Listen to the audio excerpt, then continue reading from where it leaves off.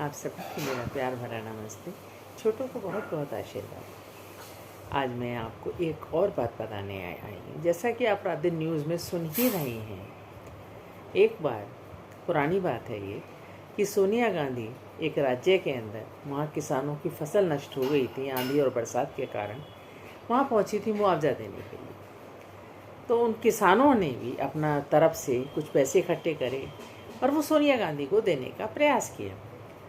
सोनिया गांधी ने पूछा कि ये पैसा क्यों दे रहे हो मुझे? तो किसानों ने बहुत मासूमियत से कहा, फसल तो आपकी भी नष्ट हुई, हर्जाना आपको भी मिलना चाहिए।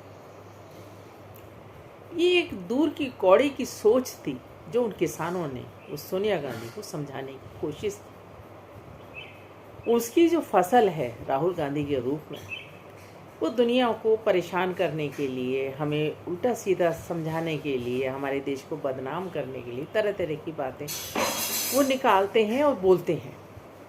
और उसमें उनकी गलती नहीं है, उनमें तो जितनी बुद्धि है सो है।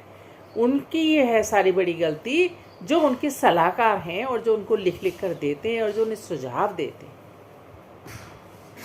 हमारी जब सेना युद्ध में जाती है तो एक लक्ष्य लेके चलती है और उस लक्ष्य की प्राप्ति के अंदर उसका सिर्फ एक ही उद्देश्य होता है कि लक्ष्य प्राप्ति किस तरह से हो। जैसे कारगिल का था, लक्ष्य था चोटी को प्राप्त करना। उसमें कितनी हानि हो रही है, कितनी जन हानि हो रही है, जितनी धन हानि हो रही है, उसका मतलब नहीं था। वही सिंदूर में भी था, हमें लक्ष्य हासिल करने थे। 22 मिनट के अंदर हमने 9 टारगेट कंप्लीट करे, और ऐसे टारगेट जो केवल उसी जगह पर हुए और आसपास के एरिया को नुकसान नहीं पहुंचा। तो हम अपने उद्देश्य में सफल रहे और आगे भी उस पाकिस्तान को घुटनों पर ले आए। और उसने 10:30 बजे ही सुबह घुटनों पर खड़े होकर हमारे यहाँ शांति का प्रयास किया, अपना सफ़ेद झंडा लेके टेलीफोन किया, और उसका 7:30 बजे हमारे जो अधिकारी थे उन्होंने उसका जवाब दिया और बात की। और ये हमसे पूछ रहे कितना नुकसान हुआ, कितने विमान गिर गए, कितने लोग मर गए।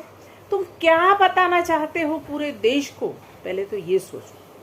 तुम अपनी दुनिया को ये दिखाना चाहते हो कि हम नुकसान से डर जाने वाले लोग हैं? नहीं, ये तो आर्थिक और नुकसान है। हमारे यहाँ तो ऐसे ऐसे योद्धा हुए हैं जिन्होंने अपने सिर काट के थाली में दे दिए हैं। तो ये व्यक्ति क्या बोलते हैं, किसको बोलते हैं, किसको बताना चाहते हैं? मुझे तो ये लगता है सिर्फ हमारे देश की बदनामी करने के लिए ये व्यक्ति बैठे हैं और हमें चारों तरफ बदनाम करते हैं।